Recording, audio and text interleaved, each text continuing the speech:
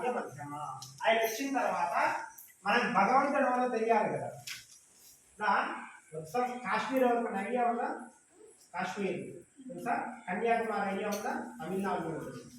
తమిళనాడు నుంచి కాశ్మీర్ వరకు 18 సార్లు ప్రయాణం చేసి మొత్తం పీఠాలను సాధించారు. 4 పీఠాలు. ఎందుకు 4 పీఠాలను సాధించారంటే మనకు గురువు గారు కావాలి కదా దేశానికి. మనకేమన్నా సందేహాలు మన డౌట్లు వచ్చినాయనుకో ఆ డౌట్లనే వాళ్ళని అడగాలి. ఇప్పుడు మీకు ఏమైనా డౌట్ వచ్చింది మీ టీచర్ని అడుగుతారు కదా. అట్లా ఈ లోకానికి ఏమైనా డౌట్లు వస్తే 4 గురువుగారు కాబట్టి 4 గురువులు కావాలి కాబట్టి మొత్తం 4 గురువులను స్థాపించు. ఎవరు అంటే శంకరాచార్యుడు. ఆయన మధ్యమంలో ఉన్నాడు. ఫస్ట్ మనకు అక్షరాలు పుట్టించినటువంటి దేవుడు ఎవరు? శివుడు. ఆ శివుడికి నమస్కారం చేసి తర్వాత మనం భగవంతుని చేరుకోవాలంటే ఒక మెయిన్ గురువు కావాలి.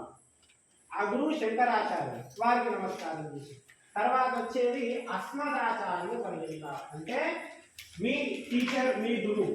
ఇప్పుడు మీ స్తోత్రాలు కలిగిన కాలభైరవాష్టమి ఎవరు నేర్పించుకుంటున్నాం కదా.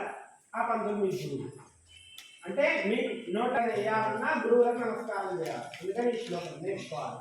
సదాశివసమారంభాం శంకరాచార్య మధ్యమాం అస్మదాచార్య పర్యంతం వందే గురు పరంపర.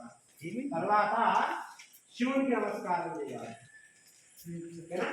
ఫస్ట్ ఓం నమ శివాయ స్టార్ట్ చేయాలి. ఏదైనా సరే ఓం నమ శివాయ సదాశివసమారంభాం శంకరాచార్య మధ్యమాం అస్మదాచార్య పర్యంతం వందే గురు పరంపర.